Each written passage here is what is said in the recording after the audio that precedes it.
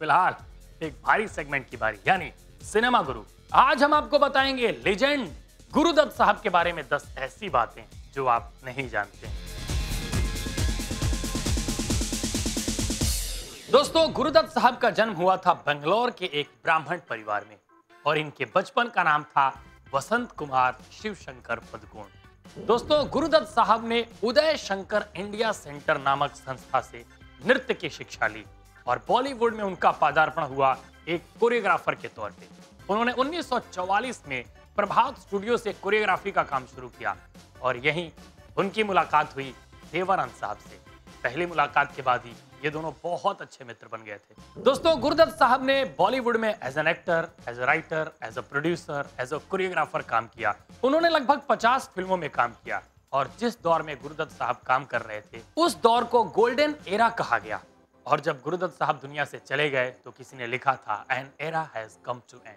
दोस्तों, गुरुदत्त साहब को एज अ डायरेक्टर सबसे पहला मौका दिया उनके मित्र देवानंद साहब ने अपने बैनर नौकेतन की पहली फिल्म बाजी में। दोस्तों, फिल्म बाजी के लिए जब संगीत तैयार किया जा रहा था, जब गाने की रिकॉर्डिंग हो रही थी, तो गुरुदत्त साहब की मुलाकात हुई सिंगर गीता जी से।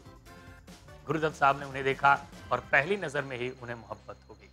कुछ समय के बाद गुरुदत्त जी ने गीता जी से शादी कर ली। दोस्तों, गुरुदत्त साहब को 2 फिल्मों के लिए खास तौर पे याद किया जाता है और वे फिल्में हैं कागज के फूल और प्यासा।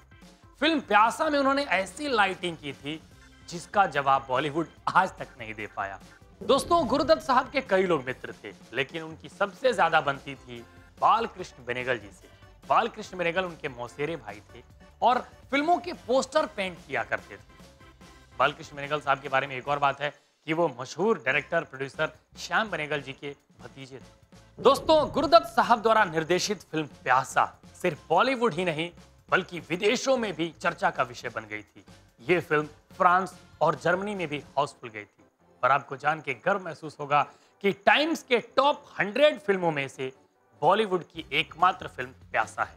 दोस्तों, गुरुदत्त साहब और देवानंद साहब बहुत अच्छे मित्र थे और उनकी मित्रता इस कदर थी कि वो शॉपिंग एक जगह से किया करते थे। उनके कपड़े भी सेम लॉन्ड्री में धुलने के लिए दिए जाते थे और एक बार हुआ ये कि देवानंद साहब और गुरुदत्त साहब दोनों के कपड़े धुलने के लिए दिए गए थे और वापस करते वक्त लॉन्ड्री वाले ने देव साहब की एक शर्ट कहीं गुमा दी थी।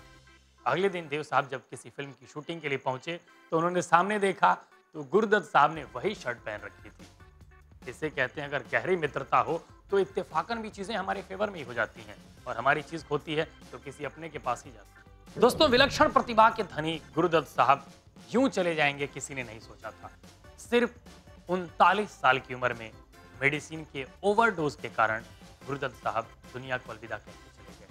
लेकिन आज भी जब भी टेक्निक की बात होगी, कैमरे की बात होगी, एक्टिंग की बात होगी, रियलिस्टिक सिनेमा की बात होगी, लाइटिंग की बात होगी, तो हमें सिर्फ एक ही चेहरा नजर आएगा, वो है गुरुदत्त। ये तो था छोटा सा ज्ञान और अब 5 मस्त मस्त गाने सुनिए। गाना नंबर 5, 4, 3, 2 and 1। मैं जाते जाते जो शेर बोलता हूं वो भी आपने याद कर लिया होगा। दिले नादां की जिद है कि तेरा साथ रहे, मर्जी वक्त कहता है बिछड़ना होगा। लेकिन इस वादे के साथ कि अगले एपिसोड में और धमाका करेंगे और मस्त मस्त रापचिक गाने सुनाएंगे। और आप भी वादे से मुकरिए मत, सिर्फ सुनने का नहीं, मेल करने का। अपने आइडियाज, अपने जोक्स, अपने सजेशन, अपनी मोहब्बत हमें मेल करते रहिए bigmagicmarketing@reliancebroadcast.com पे। और आप हमारा फेसबुक पेज भी लाइक कर सकते हैं। फेसबुक पे टाइप कीजिए बिग टॉप 20, एक बड़ा प्यारा सा चेहरा आएगा, उसे लाइक कीजिए और आप अपने चुटकुले हमें वहां भी पोस्ट कर सकते हैं। तब तक गाते रहिए, गुनगुनाते रहिए और सदा मुस्कुराते रहिए और देखते रहिए एंटरटेनमेंट की full guarantee big top 20 all your big magic.